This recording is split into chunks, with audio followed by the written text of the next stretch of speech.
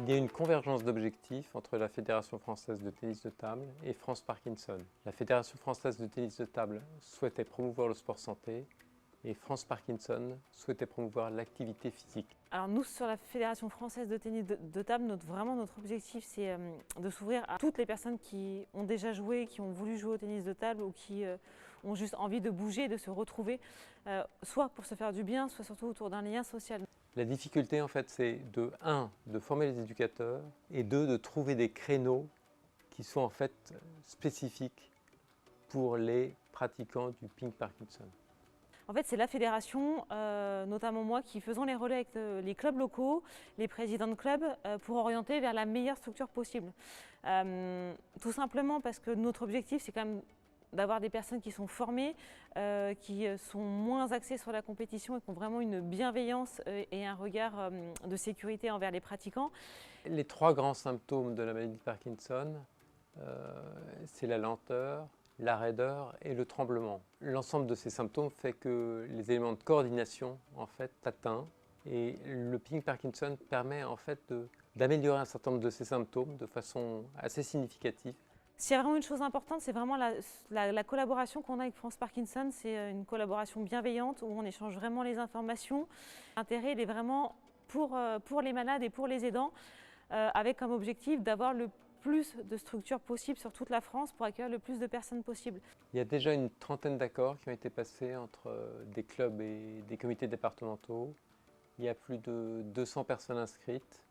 L'important pour nous, c'est les objectifs quantitatifs, mais c'est aussi les objectifs qualitatifs. Nous, on veut qu'en fait, ils persévèrent parce qu'il y a un impact sur les symptômes moteurs et non moteurs qui sont considérables. Et en plus, le fait d'appartenir à un club, c'est recréer du lien social pour des personnes qui parfois le perdent.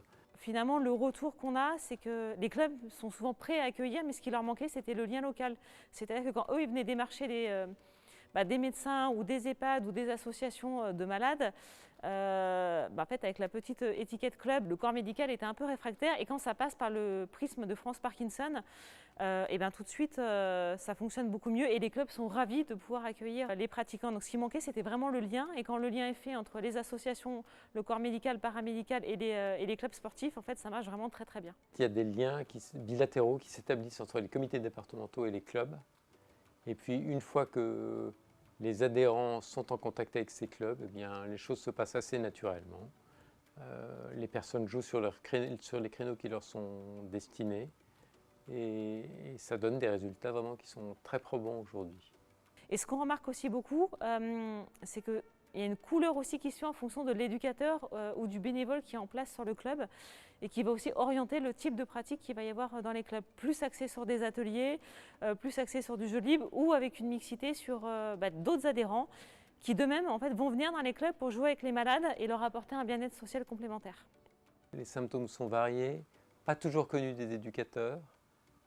Donc il est bon par exemple que des kinésithérapeutes qui sont parfois très bien formés à la maladie de Parkinson, ils ne le sont pas tous, mais certains le sont très bien, puissent apprendre à ces éducateurs qui sont volontaires au sein des clubs à comprendre ce qui se passe avec les symptômes parkinsoniens et la façon de les contrer. On voit des gens qui repartent avec le sourire, qui nous disent merci, qui reviennent d'une semaine à l'autre et puis qui échangent autour d'une table, mais qui échangent beaucoup plus que ça. Donc c'est vraiment finalement aussi l'objectif qu'on recherchait sur la fédération en s'ouvrant sur le ping pour tous. Et c'est vraiment une chouette image de notre pratique. Et il y a eu un intérêt objectif évident et immédiat qui est presque, je dirais, tombé du ciel.